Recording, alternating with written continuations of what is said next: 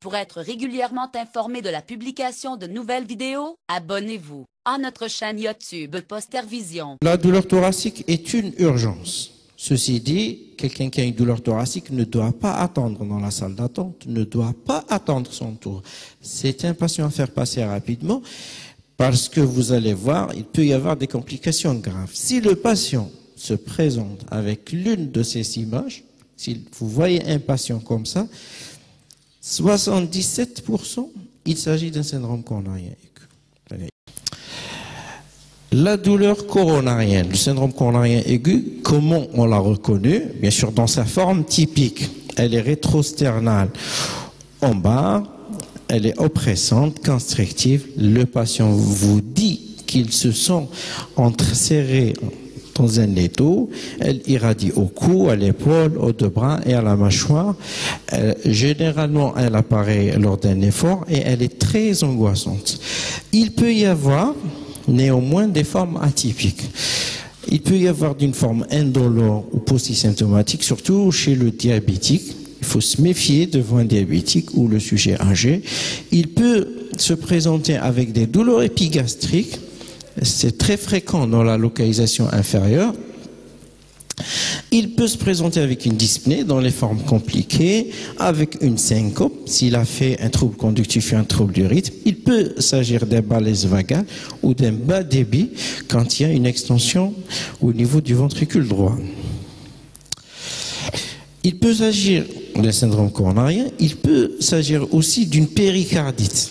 D'accord? La douleur péricarditique, comme vous le savez, c'est une douleur qui est provoquée généralement à l'effort de tour, à l'inspiration profonde.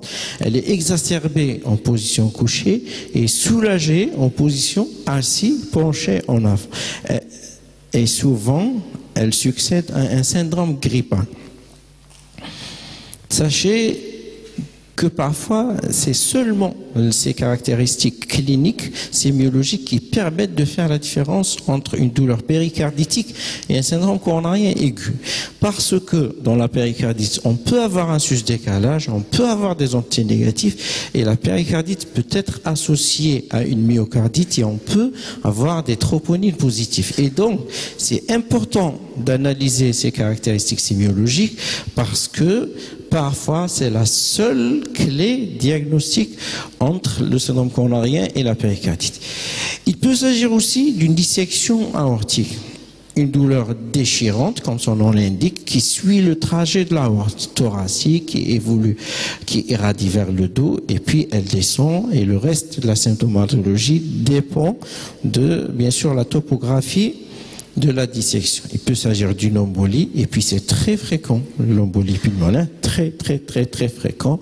Un malade ou une patiente en postpartum, post-césarienne, post-opératoire, un insuffisant cardiaque, un cancéreux gravataire qui ne bouge pas et qui fait des douleurs basithoraciques en pointe de côté, avec une dyspnée, avec des hémoptysies, avec une thrombose veineuse des membres inférieurs, et il peut s'agir, bien sûr, d'une embolie pulmonaire. Les autres diagnostics, il y a le pneumothorax, on en a vu plein des pneumothorax orientés en cardiologie pour éliminer un syndrome coronarien, les pleurésies, les pneumopathies. Il peut s'agir d'un ulcère, il peut s'agir d'une œsophagite, il peut s'agir d'une pancréatite également, les douleurs d'origine pariétale, les douleurs d'origine cutanée, le zona, et aussi les douleurs d'origine psychogène.